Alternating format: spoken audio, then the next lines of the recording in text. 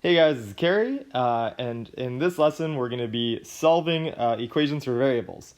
So what we mean by that is currently a is a number, but we don't know what number it is, so we need to figure that out. So what we're going to do is we're going to try to get a by itself equal to another number.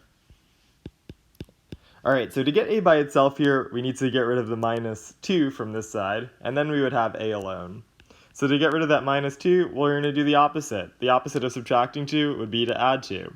Minusing 2 and adding 2 cancel out. But if we add 2 to this side, because this is an equation, we need to do the same thing to this side to make sure that both sides of the equal sign stay equal. So adding 2 here cancels out, and we get a equals 11 plus 2, 13. Alright? For the next one, we have 3b, and when we don't write a symbol there, we mean 3 times b equals 12. Well, we want to get the b by itself, so we need to get rid of the 3. To get rid of the 3, we're going to use the inverse operation, which is the opposite operation. Oops. That's supposed to say opposite. Opposite operation. So the opposite of multiplying by 3 would be dividing by 3. So we divide by 3 on both sides. Division by 3 gives us b equals 4. For this next one, we have a couple of choices. We have c divided by 3 minus 4 equals 8. And we have to wonder, okay, should we do multiplication by 3, the opposite of division, to cancel? Or should we add 4, the opposite of subtraction, to cancel? Which one should we do first?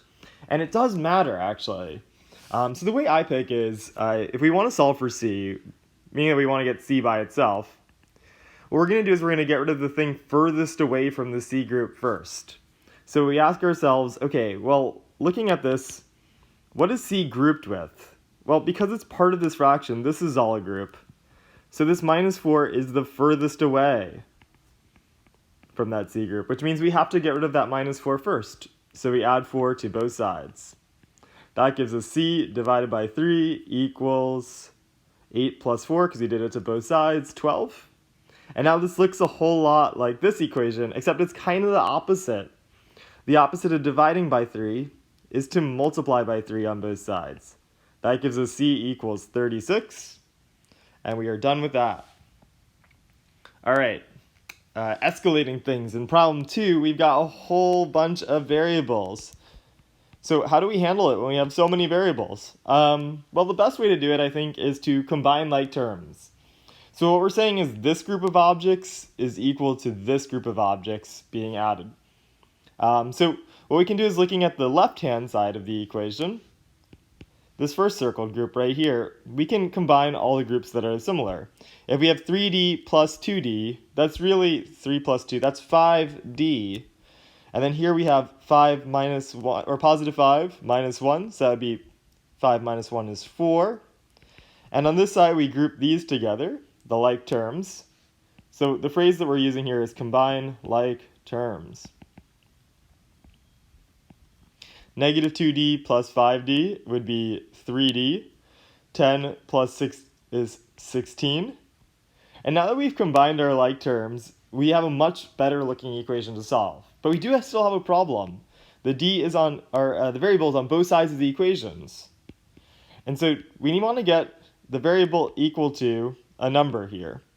So if we want to do that, we have to get the variable only on one side. So because this side has only 3D, what we can do is we can subtract 3D, and then there would be no d's or no variables left on this side.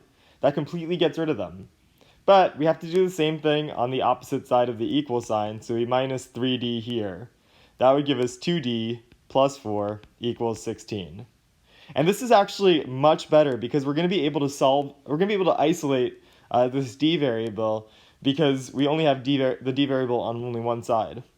So here we go. Let's minus 4 on both sides because that's furthest from this group. So minus 4 will give us 2d equals 12.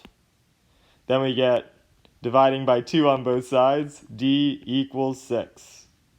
Now finally, guys, you're going to be using these values of A, B, C, and D. You're going to be substituting these into the equation to solve for my correct age.